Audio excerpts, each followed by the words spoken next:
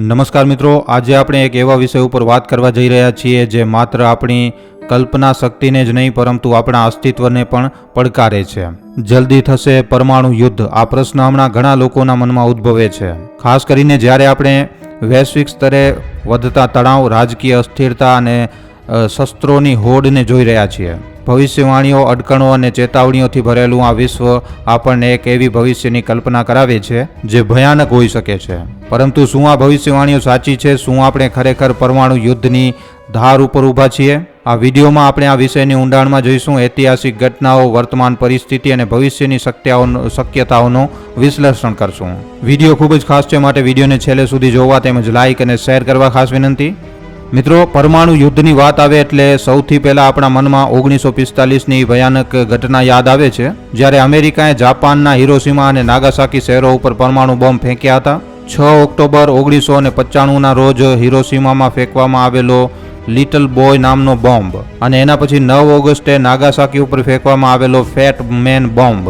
આ ધમાકાઓએ લાખો લોકોના જીવ લીધા અને અસંખ્ય લોકોને આજીવન અપંગ બનાવી દીધા. આ ઘટનાએ સંપૂર્ણ વિશ્વને બતાવ્યું કે પરમાણુ શસ્ત્રોની વિનાશક શક્તિ કેટલી ભયાનક હોઈ શકે છે. બીજા વિશ્વયુદ્ધ પછી શીત યુદ્ધના સમયગાળામાં અમેરિકા અને સોવિયત યુનિયન વચ્ચે પરમાણુ શસ્ત્રોની હોડ જોવા મળી. 1962નો ક્યુબન મિસાઇલ કટોકટી એ આ યુગનો સૌથી ભયાનક ઉદાહરણ છે, જ્યારે વિશ્વ ખરેખર પરમાણુ યુદ્ધની આરે ઊભું હતું. આ ઘટનાએ દુનિયાને સમજાવ્યું કે પરમાણુ શસ્ત્રોનો ઉપયોગ માત્ર એક દેશને જ નહીં પરંતુ આખી માનવ જાતને નાશ કરી શકે છે. આ ઐતિહાસિક પૃષ્ઠભૂમિ આપણને એક મહત્વનો પાઠ આપે છે. પરમાણુ શસ્ત્રો એક એવું હથિયાર છે જેનો ઉપયોગ કોઈ પણ દેશ માટે જીતનો માર્ગ નથી, પરંતુ તે વિનાશનો આરંભ હોઈ શકે છે. પરંતુ આજે 2025માં આપણે આ ભૂતકાળથી શું શીખ્યા છીએ? શું આપણે ખરેખર આ ભૂલો નહીં દોહરાવવાનું નક્કી કર્યું છે કે પછી આપણે ફરી એક વખત ભયના દ્વાર ઉપર ઊભા છીએ? 2025ના વર્ષમાં વૈશ્વિક રાજકીય પરિસ્થિતિ અત્યંત જટિલ બની ગઈ છે. રશિયા-યુક્રેન યુદ્ધ હજુ પણ ચાલુ છે અને તેની સાથે મધ્ય પૂર્વમાં ઇઝરાયલ અને અન્ય દેશો વચ્ચે તણાવ લગાતાર વધતો જઈ રહ્યો છે. આના સિવાય ચીન અને તાઇવાન વચ્ચેનો વિવાદ, પછી ઉત્તર કોરિયાના સતત મિસાઇલ પરીક્ષણો વિશ્વને અસ્થિર બનાવી રહ્યા છે. આ ઉપરાંત ભારત અને પાકિસ્તાન વચ્ચેના સંબંધોમાં પણ સમયે સમયે તણાવ જોવા મળે છે, જે પરમાણુ શસ્ત્રોની હાજરીને કારણે વધુ ગંભીર બની જાય છે. આજે વિશ્વમાં 9 દેશો પાસે પરમાણુ શસ્ત્રો છે: અમેરિકા, રશિયા, ચીન, France, United Kingdom, Bharat, Pakistan, Israel અને ઉત્તરી કોરિયા. આ દેશો પાસે સંયુક્ત રીતે લગભગ 13,000 પરમાણુ હથિયારો હોવાનો અંદાજ છે મિત્રો, જેમાંથી ઘણા હજારો હથિયારો એવા છે જે ગમે ત્યારે ઉપયોગમાં લઈ શકાય છે. આ પરિસ્થિતિમાં એક નાનકડી ગેરસમજ પણ વિનાશકારી પરિણામો લાવી શકે છે. આ ઉપરાંત ટેકનોલોજીના વિકાસથી પરમાણુ શસ્ત્રોની ડિલિવરી સિસ્ટમ પણ વધુ ઘાતક બની છે. હાઈપરસોનિક મિસાઇલ, સાયબર વોરફેર અને આર્ટિફિશિયલ ઇન્ટેલિજન્સનો ઉપયોગ યુદ્ધની રીતને બદલી રહ્યા છે. આ નવી ટેકનોલોજી પરમાણુ યુદ્ધના જોખમને વધારે છે, કારણ કે આ શસ્ત્રોનો નિર્ણય લેવાની પ્રક્રિયા હવે વધુ જટિલ અને ઝડપી બની ગઈ છે. ઘણા વર્ષોથી વિવિધ ધાર્મિક ગુરુઓ, વૈજ્ઞાનિકો અને રાજકીય વિશ્લેષકોએ પરમાણુ યુદ્ધની ભવિષ્યવાણીઓ કરી છે. કેટલાક તો ચોક્કસ સમયગાળો પણ જણાવતા હોય છે, જેમ કે કેટલાક લોકો 2025ના વર્ષના અંત સમયમાં પરમાણુ હુમલા થવાની ભવિષ્યવાણીઓ કરે છે, તો કેટલાક લોકો 2030 પહેલા વિશ્વ યુદ્ધ કે મોટો યુદ્ધનો સામનો કરશે એમ ભવિષ્યવાણીઓ પણ કરવામાં આવે છે.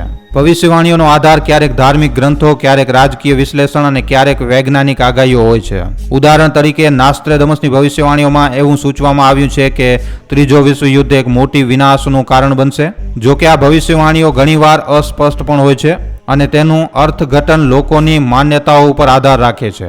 બીજી તરફ વૈજ્ઞાનિકો અને વિશ્લેષકો વધુ ડેટા આધારિત અભિગમ અપનાવે છે.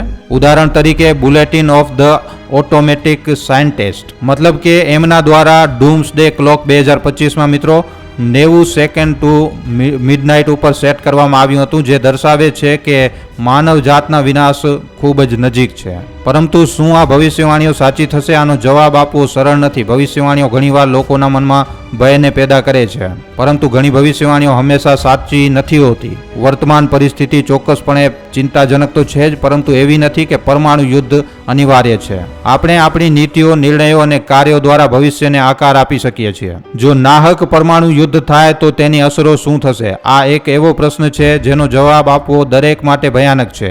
ચાલો આપણે આ અસરોને થોડી વિગતે સમજીએ. પરમાણુ બોમ્બનો વિસ્ફોટ લાખો લોકોનો જીવ એક સેકન્ડમાં લઈ શકે છે. ઉદાહરણ તરીકે એક 100 કિલો ટનનો બોમ્બ એક મધ્યમ કદના શહેરને સંપૂર્ણ રીતે નાશ કરી શકે છે. આ વિસ્ફોટથી ઉદ્ભવતી ગરમી, રેડિયેશન અને શોકવેવ આખા શહેરને ખાંખમાં ફેરવી શકે છે. હિરોશીમા અને નાગાસાકી બોમ્બ 15 થી 20 કિલો ટનના હતા, જ્યારે આજના બોમ્બ તેનાથી સેંકડો ગણા શક્તિશાળી છે. મિત્રો, પરમાણુ વિસ્ફોટ પછી રેડિયેશનનો ફેલાવો દાયકાઓ સુધી ચાલે છે.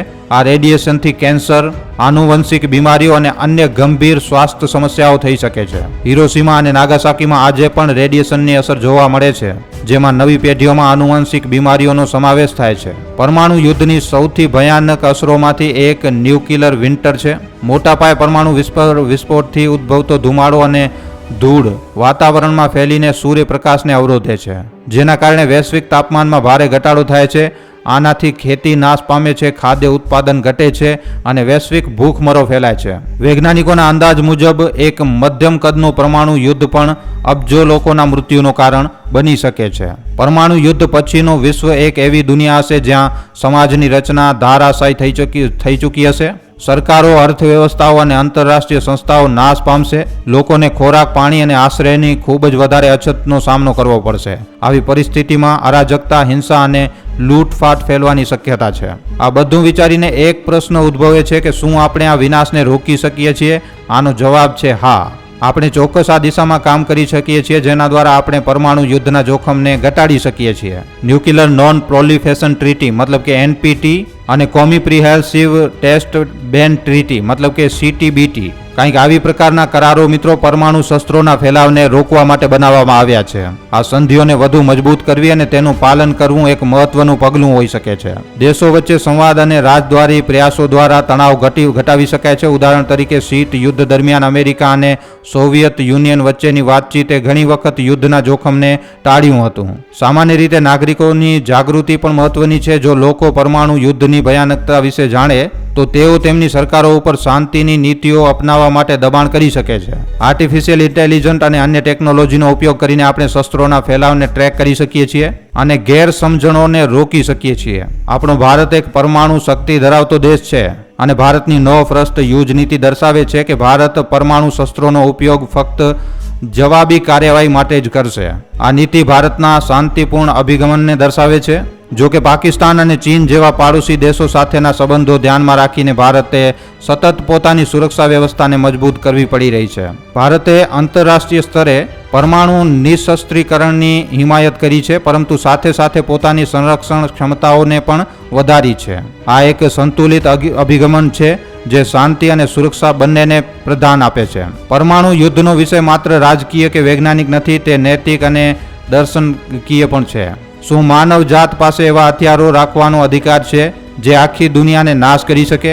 શું આપણે આપણી શક્તિનો ઉપયોગ નાશ માટે કરવો જોઈએ કે પછી નિર્માણ માટે? આજે આપણે એક એવા દોર ઉપર ઊભા છીએ જ્યાં આપણી પાસે બે રસ્તા છે. એક રસ્તો વિનાશ તરફ જાય છે અને બીજો રસ્તો શાંતિ અને સમૃદ્ધિ તરફ. પરમાણુ યુદ્ધની ભવિષ્યવાણીઓ આપણને ચેતવણી આપે છે, પરંતુ તે આપણું ભાગ્ય નથી. આપણે આપણા નિર્ણયો, આપણી નીતિઓ અને આપણી એકતા દ્વારા વિનાશને રોકી શકીએ છીએ. આજે આપણે એક એવું વિશ્વ બનાવવાની જરૂર છે જ્યાં શસ્ત્રોની નહીં પરંતુ સંવાદથી શક્તિ ઉપર વિશ્વાસ હોય. એક એવું વિશ્વ જ્યાં દરેક વ્યક્તિને સુરક્ષિત અને સમૃદ્ધ જીવન જીવવાનો અધિકાર હોય. તો ચાલો આપણે સૌ મળીને આ દિશામાં કામ કરીએ, જેથી ભવિષ્યની પેઢીઓ આપણા ઉપર ગર્વ કરી શકે.